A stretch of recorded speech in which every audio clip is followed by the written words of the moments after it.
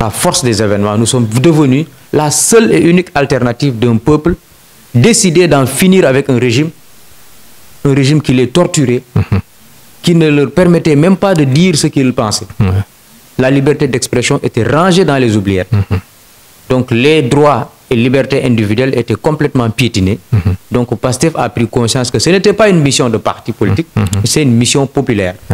C'est la raison pour laquelle nous avons pu être très résilients en cherchant des voies et moyens, des stratégies tactiques, politiquement, pour pouvoir anéantir ce régime-là, et puis pour le bien du peuple sénégalais. Et vous l'avez constaté, depuis la déclaration, la proclamation des résultats, au soir du 24 mars 2024, aujourd'hui, le peuple sénégalais est très content. Dans la rue, dans les marchés, dans les lieux publics, les gens sourient, les gens te disent leur joie, leur satisfaction par rapport à ce gouffre-là duquel on l'a sorti.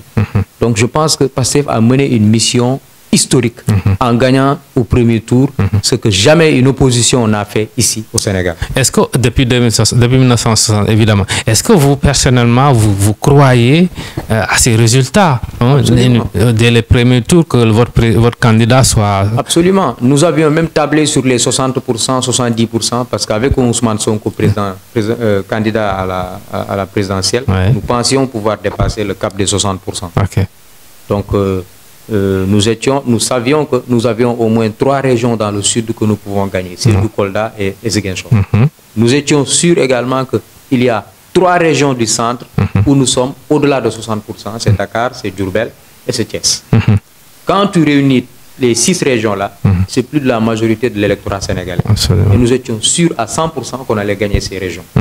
Et que les régions sur lesquelles nous allons batailler, c'était Kaolack, c'était Kaffrine, c'était Saint-Louis. Les régions aussi où nous étions sûrs que le pouvoir allait pouvoir gagner là-bas, parce que c'était quasi joué d'avance, c'était la région de Matam, Tamba, Kédougou. Effectivement. Observation de la situation politique, parce que nous avions prospecté dessus et nous avons pu questionner les résultats des anciennes, des 4 élections présidentielles dernières pour effectivement en arriver à cela. Nous avons interprété également nos résultats lors des législatives dernières, parce que Pastef a impulsé une dynamique. Ce que beaucoup ont confondu avec, voilà, comme c'est une coalition, donc si on séparait les leaders, ils allaient se partager donc le score. Ce n'était pas cela, parce que tout le monde savait que c'est Ousmane Sonko qui polarisait cette intention de vote-là. Et nous étions sûrs de cela. Ce que beaucoup ont confondu à un partage, donc ils se sont dit que bon, si on partageait, si Khalifa Sall partait et les autres, les 1,5 million de voix qu'on avait, ça peut peut-être retomber le score d'Ousmane Sonko à 700 000 voix. 700 000 voix, je rappelle que c'est le score d'Ousmane Sonko en 2019. 5 ans plus tard, on ne peut pas imaginer qu'Ousmane Sonko ait 700 000 voix. C'était utopique. Nous étions sûrs de dépasser 2 millions de voix. Mais ce n'était pas suffisant. Il fallait gagner au premier tour et nous sommes allés au bout. Nous avons eu pratiquement 2 400 000 électeurs. Cette stratégie de faire croire aux Sénégalais que Diomaye c'est Sonko, Sonko c'est Diomaye, vous l'avez pigé où et pourquoi cela? Bon, ça vient du fait qu'on a toujours communiqué sur un projet, l'existence d'un projet que nous portons, ce qui est rarement le cas au Sénégal. Les gens ne portent aucun projet. C'est juste des identités remarquables qui viennent, qui demandent les voix, mais en réalité, après leur avoir accordé les suffrages, ils n'ont aucun projet à dérouler.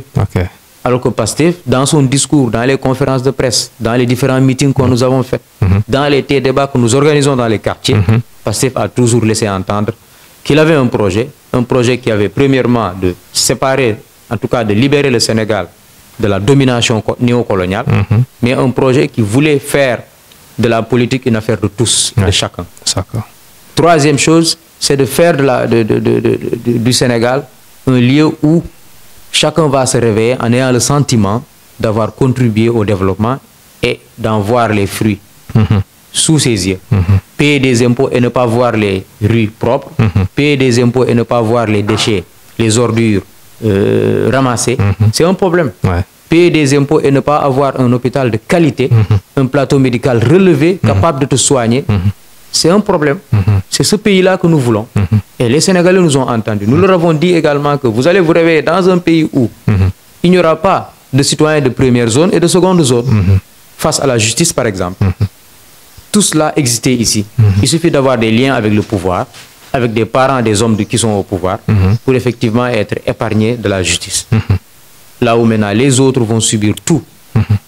C'est la raison pour laquelle les Sénégalais ont compris qu'en réalité, leur bien n'était pas de l'autre côté, mais au niveau de Pastef.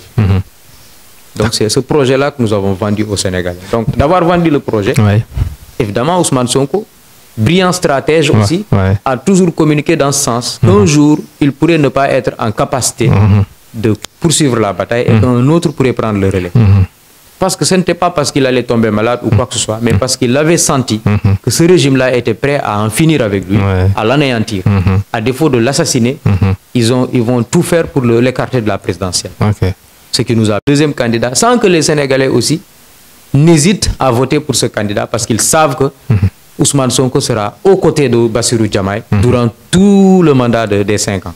Tout le premier quinquennat de Bassirou Diomaye, Ousmane Sonko ne sera jamais loin de lui. Vous confirmez ceux qui disent que Ousmane Sonko, c'est le maître du jeu? Mais bien sûr, c'est le maître du jeu.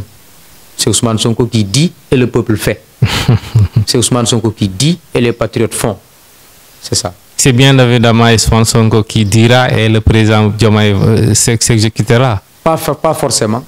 Pas forcément. Ce sera une relation horizontale où les gens, les uns et les autres, vont donner leur avis. Et certainement, Ousmane Sonko prendra des responsabilités au sein du nouveau régime.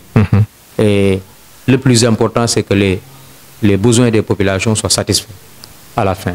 Et que le Sénégal puisse rayonner à travers l'Afrique et le monde. Vous pensez que Sonko pourrait être un bon chef du gouvernement? Absolument. Ousmane Sonko est ministrable. Il peut être partout.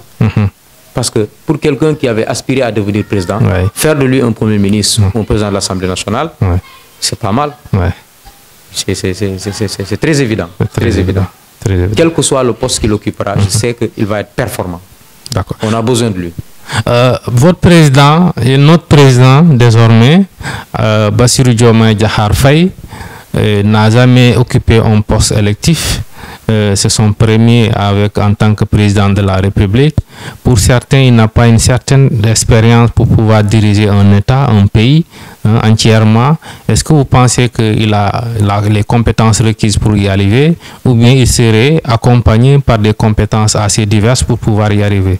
Comme on a un projet, donc nous avons toute une foule derrière, toute une masse d'intellectuels et d'individus, de femmes, des hommes capables donc d'apporter leur touche à la gestion du pays. Nous n'avons pas peur parce que nous sommes prêts depuis longtemps à gouverner le pays.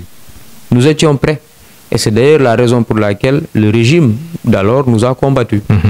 Mais au jour d'aujourd'hui, Bassirou Diomaye n'a jamais été dans un gouvernement, ça c'est vrai. Mais à quoi sert une expérience qui n'a produit que la pauvreté?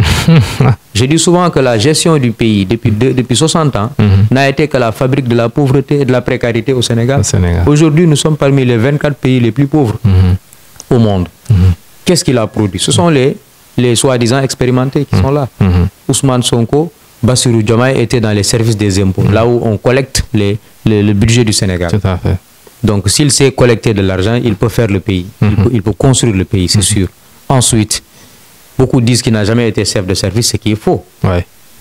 Bassirou Diomaye, c'est lui qui tranchait les litiges entre l'État et les individus, les particuliers et les entreprises au sein de la Direction générale des impôts et domaines. Donc, il n'occupait pas n'importe quel poste. Ousmane Sonko a été chef de la brigade fiscale immobilière. Tout l'immobilier de Dakar, c'est lui qui contrôlait cela. Bassirou Diomaye a contrôlé, a vérifié donc des entreprises, des multinationales, tout ce que vous voulez, qui sont implémentées au Sénégal. Qu'est-ce qui lui reste? Il ne méconnaît rien du tout du pays. Il connaît tout du pays. Tout à fait. Si vous savez là où on puise de l'argent pour faire le pays, si vous savez les politiques publiques, puisque un énarque, ce n'est pas n'importe qui. Il connaît ce qu'on appelle les finances publiques. Si vous êtes juriste pour pouvoir légiférer et organiser le pays, parce que c'est le droit et les lois qui organisent le pays. Bassirou Diomaye a ses compétences, de même que Ousmane Sonko. Pratiquement des parcours similaires. Donc c'est des hommes et femmes qui sont parmi nous et qui pourront gérer ce pays mieux qu'en tout cas le régime précédent. Merci mon cher Ansou Sambou. Vous avez vraiment été à la hauteur Donc avec DemTV, c'est comme ça. Nous allons aller vers des personnalités, des personnes vraiment de haut prestige, des acteurs de premier plan pour leur tendre le micro parce qu'ils ont encore une fois droit au chapitre. Mais nous n'allons pas tendre notre micro à n'importe qui parce qu'il faut de la qualité et DemTV est décidé à produire de la qualité. Abonnez-vous, partagez nos vidéos, faites en sorte que la chaîne devienne une chaîne nationale parce que c'est ça l'objectif principal. Merci beaucoup, à la prochaine.